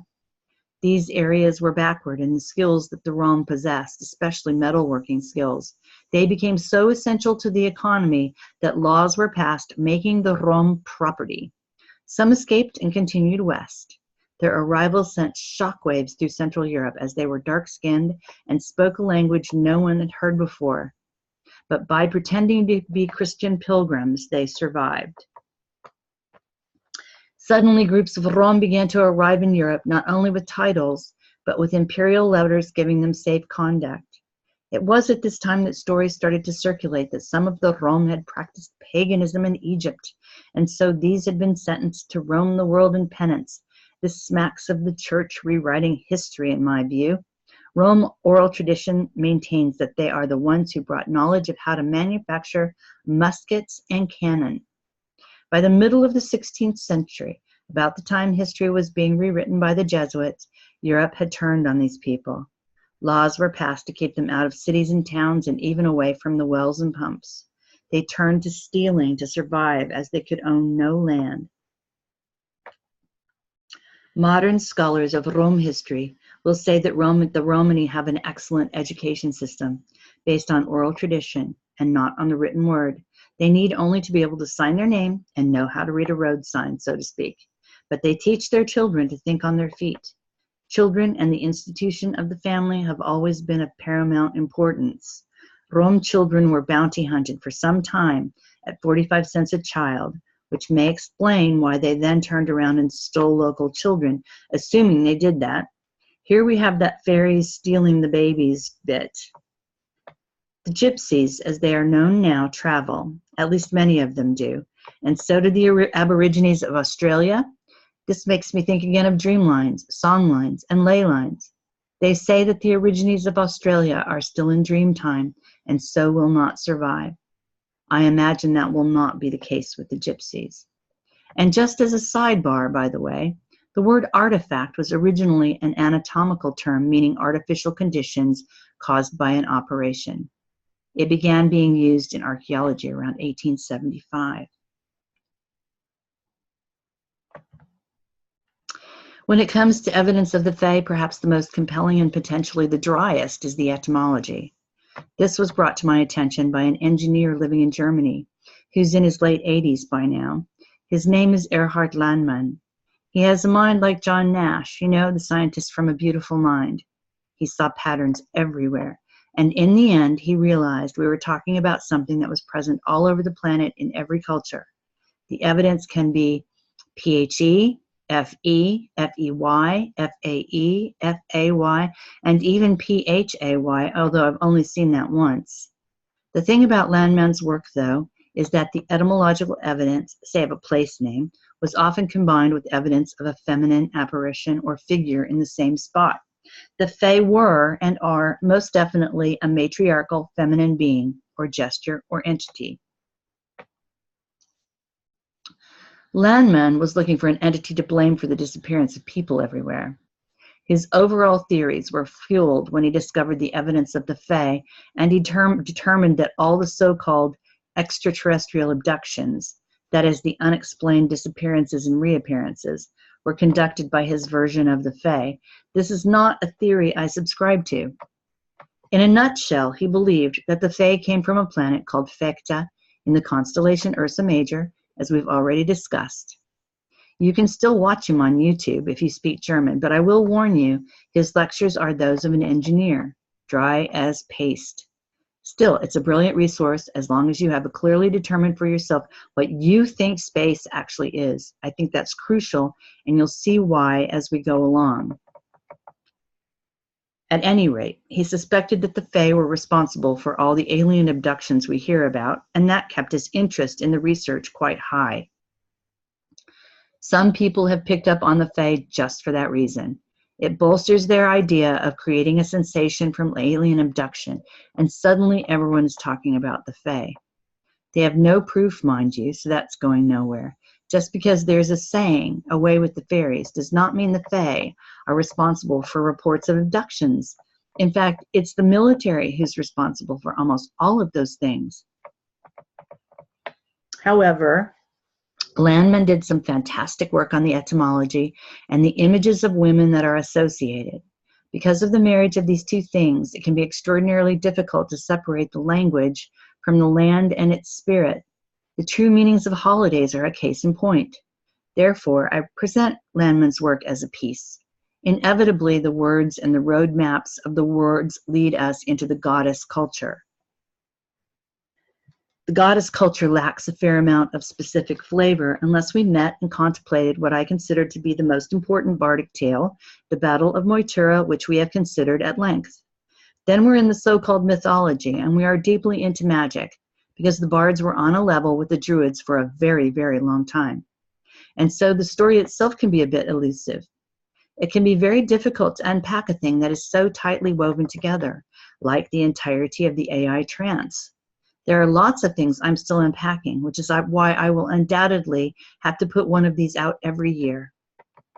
Now, how does etymology work, and what can we know based on those tracks in time? Well, simply put, etymology concerns itself with the origin of words. In the end, when we rediscover magic, this will become terrifically important to us. For now, it leads us to evidence of the Fae in all cultures everywhere through the spelling of words.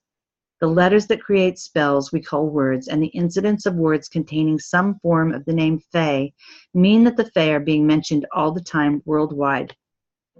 Borrowed words create a trail of breadcrumbs. Most cultures have their own etymological dictionary. The Urban Dictionary is just such. These link up with the anthropology and history and linguistics, all the recognized sciences deeply supported by etymology. Through words, we can trace history and melding of cultures and changes in attitudes, belief systems, religious constraints, political constraints. I mean, there's no straitjacket more secure than that of political correctness, which has to do with what words we are allowed to use, which, among other things, is just a lovely way to remove the inherent magic in our spoken word, the dance of sentence construction, and so forth. Erhard Landman pointed up lots of language evidence coupled with some sort of profound feminine aspect, almost always at the place where X marks the spot. If you want to get into this in great detail, you can. I've got a book out that I put together with Maria Wheatley called Guardians of Blood and Fire, The Search for the Celtic Heart. The evidence is in French, German, Spanish, English, and so forth. I'd like to lay out a series of facts that appear to have no connection at first sight. For thousands of years, there have been fairy tales, tales of fairies, and they're so deeply ingrained into different languages that the word fairy tale is equated with tales about fairies, as in French, the contes de fées, or in English, as in the fairy tales. Not only are there a lot of place names which are derived from the fairy, as in Feyenoord in Holland, Saas-Fee in Switzerland, or Feendorf, Feenau, Saas-Fee, Bergfee, Urfee, all of those in Germany. There are a huge number of words that have been received into everyday language for everyday use, which is true for all languages without us realizing at first glance that they were dealing with the term fairy. Urfee is located near a town called Magdeburg, the city of the woman, or Mary. Ur means original, and fey, well, fey means fey. In most languages, the word for fairy is equated with the word for sorcerer or sorceress. As we've said in Portuguese, the feiticeiro is the wizard and the feiticeira is the sorceress, both of which mean fairy, and these always carry a magic wand. That is a rod, a metal rod, with which they can cause electrical forces to conjure mighty things, like in the fairy tale of Sleeping Beauty, where a wicked fairy can put the entire workforce of a castle in sleep, and thus override their natural defenses. According to Landman, the same has been reported thousands of times by people who claim to have been abducted by UFOs. As I've said, I do not subscribe to that theory, mostly because I think it's a misinterpretation of the words space and universe. And remember the 4 items of the Fae: a cauldron, a spear, a sword, and a stone. Are we speaking of the spear when we say wand? Linguistically, this finds wonderful proof in the fact that the English word saint equates to sankt in German, which means to sink or to come down or to descend. The Tuatha, after all, landed in fiery craft.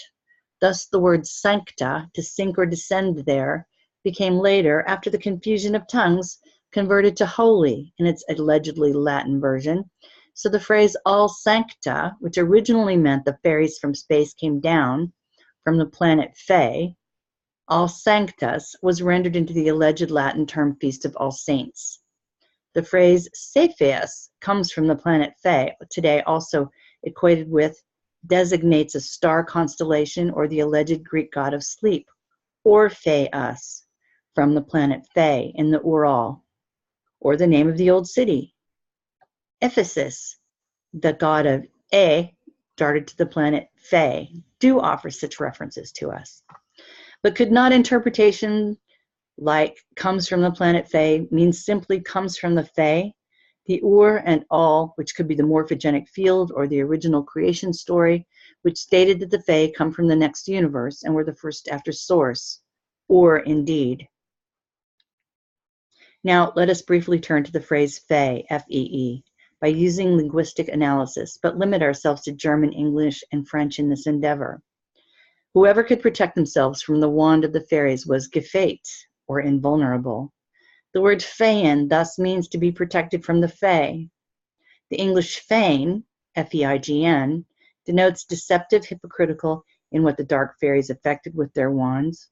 The Portuguese feiticeiro, of course, comes from feiticeiro, which is the deceptive fairy, since with her wand she could do not so much conjure up things as to command powerfully devastating forces with her spell. The expression feint, F-E-I-N-T, means the deception, and the deception underlines this. Fetch is a ghostly doppelganger. Feet stands for heroism, and fear uses the same Fey root, and R supposedly denotes the craft. According to Landman, the AR is the spacecraft of the Fae. The word fetish notes that the fear of deceiving the fairy has led to great veneration. 'Tis certainly an unhealthy obsession, a fetish. The old tales of all nations about fairies tell us now and again that the fairies or some evil fairies do kidnap little children, or sometimes replace them with ugly, nasty children. Here, I think we want to remember the tales of the gypsies and the bounty on the heads of the gypsies. The German language has coined the term Wechselbalg for this phenomenon, known as changeling in English and changeling in French. This event must have happened countless times throughout the centuries and across the world. Well, there are thousands of reports of abductions by UFOs where exactly the same thing happens. Fetuses are taken from pregnant women, or a male abductee would be forced into intercourse with the so-called blonde fairies from a spacecraft. This prompted me to explore the meaning of the word fetus, similarly and correctly spelled in a number of languages, and I could not have been more surprised. In addition to the old German word mentioned above, Täuschen, which means to pretend or deceive, which often gets mentioned in connection with fairies, there is the word Tussen, to swap, or in Middle High German, Tuschen, again to swap.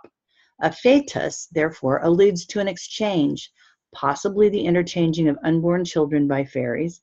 My view is that this sort of thing is far more likely to be conducted by the military or those involved in MK Ultra programs. Nevertheless, one notes the similarities of the words Täuschen, Täuschen, Tuschen, meaning to replace and cover up. In Norwegian, fairies and elves are known as alfar, those that travel far into space. Alfar or ins alfaren. The word changeling is also rendered in other forms such as Wechselkind or Wieseling, all means space in German, by the way. Let us now turn to the evil fairies who eventually seized power globally sometime between the 9th and 13th centuries, which also coincides with the Great Diaspora of the Rome. This would coincide completely with the period of time which has been called into serious question in terms of the standard chronology. It is anything before the 9th century, which cannot be verified, and anything prior to the 16th century, which cannot be depended upon as true at all. This would, to some extent, explain the dismissive behavior of officials, governments, politicians, and religious dignitaries of our time. Where do the terms serfdom and feudal rule originate from, and what do they impart? In most languages, the word is more correctly rendered as feudal instead of feudal. Fe-od-al means the planet Fe in the galaxy, Od in the all or space and universe. Or it could be the Fe from the galaxy Od in all. Since the planet Fecta is located within the Big Dipper or Plough, then if we want to accept that the Fae are from a planet in our galaxy, which is not what the Irish tales say, the galaxy of Od would be our own Milky Way galaxy. All of the above could be true, and still the Fae could simply have left a clear hint, a breadcrumb, by virtue of the name of that planet and the Dipper's yearly formation of a swastika. F-E-O-F-F, feof in English denotes vassal. Fe also denotes genetic material or wage payment, fee. Feud is the dispute, the feud. The revolt of the serfs against the evil lords thus led to the feud, to battle. Serfdom, in French, servage, which comes very close to a meaning implying slavery, was therefore introduced by the evil beings of the galaxy Od from the planet Fae. My research does not support this. However, the Draco tendency to invert everything and turn it on its head makes this interesting because the corruption of a tale can tell us something too. Here are some interesting words in connection with the term fairy. So, Felix does not only stand for the Latin word the lucky one, but L-I-X, better L-I-C-H, stands for the planet's surface. Fae-lish is thus the surface of the planet Fae, perhaps, or perhaps the light of the Fae. Fecundo today means fruitful in many languages, but kundo, or kundo with a C, is the ambassador, the herald, the angel in Anglo-Saxon, the announcer or messenger from the planet Fae. In many fairy tales, fairies, goblins, and gnomes were addressed. Fetiro, the cousin. A fight with the fairies was Fetan, F-E-H-T-A-N, or which means fencing. The German term for the sport fencing, Fechten. The word vehemently, vehemens or fehemens, the Fae leads them into the otherworldly all, stands for energetic, vigorous, or stormy during the launch process of the spaceship on its voyage home to the otherworldly universe. And last but not least, we must not omit the word phenomenon, Fe-no-men, an appearance from the planet Fae, as in men from the planet Fae. The Russian name and surname Fyodor, as well as Phoenix from the ashes, are indicative of the planet Fae in the galaxy. Fe-nish, Fae tilts toward the planet Fae, since most UFOs tend to tilt sideways during the first phase of liftoff. Let us not forget that the the all, can absolutely mean inner dimensions as well. Irish mythology is teeming with clues. There are the Fae Argus, the harsh fairy, whose spacecraft is the Con Fae Argus, the Con All. In this line of thinking, the Kun All is the wedge-shaped spacecraft. And there's this phrase, Fae Argus Fiod Flioda, the Arg, or harsh or bad or dark fairy, flees to the planet Fae in the galaxy Od. Is it flee, or is it flee to, or is it just flee? Obviously, the departure and return of fairies from space was always celebrated, and that not just on Halloween. The word festival attests to this fact. It reads, Be stib all. The fairy stibbed on into space, sputtering, aufstieben, originally meaning kicking or to fly up. Likewise, fete, F-E-T-E, comes from the fairies. The home of the fairies is supposedly Avalon.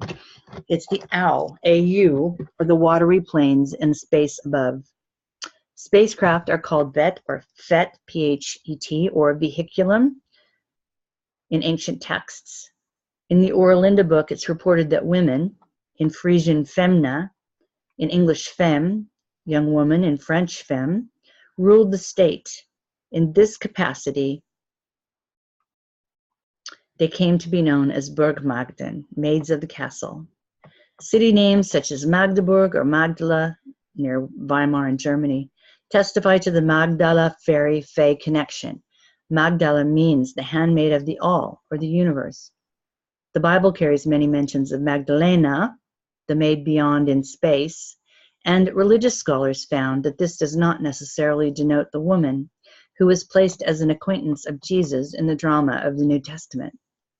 Hartmann von der Au writes of the sorceress Fay Morgan, which broken down into a sentence suggests the Fay in Urgan, the fairy goes to Ur.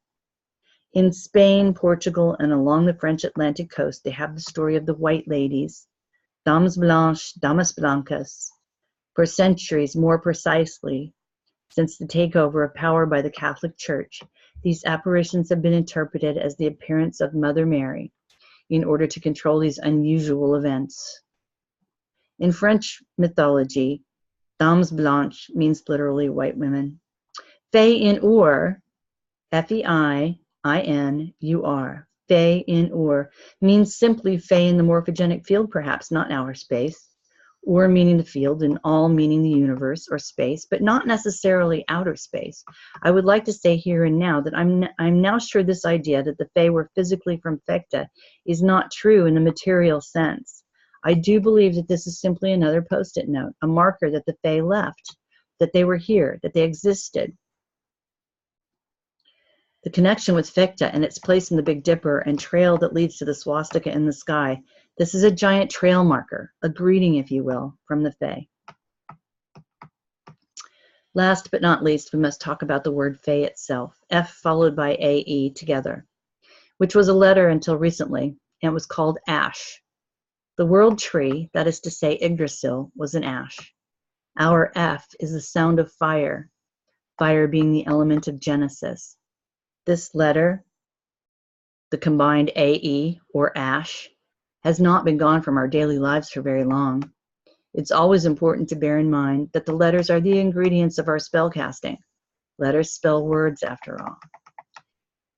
In the same way that I feel certain that there are layers of information and even instruction in the tale, The Battle of Moytura, Colin Wilson wrote of another tale, The Song of Taliesin.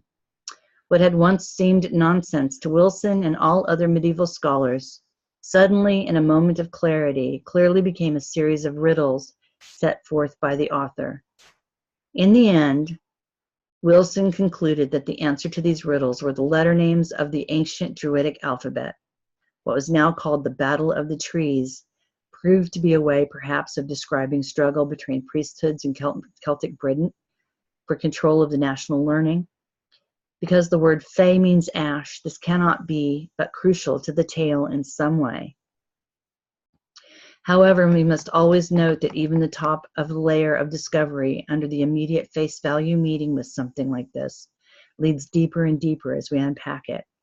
Often the answer is simply to let things settle down and down and down into our inner dimensions. Nevertheless, the word tree means learning in all Celtic languages.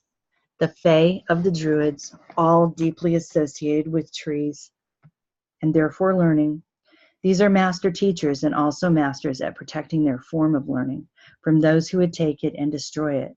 In fact, the more I investigate this line of ancestry, the more it seems obvious that those who had secreted away their learning are those who remain free, even if they are marginalized. Perhaps this gives new meaning to the term 5%. In fact, according to Wilson, the Druidic alphabet was a jealously guarded secret in Gaul and in Britain. Indeed, its 18 letter names were kept secret for 1,000 years, indicating it must have been a secret worth keeping. Turns out, though, that the Battle of the Trees hid an even earlier, more secret alphabet.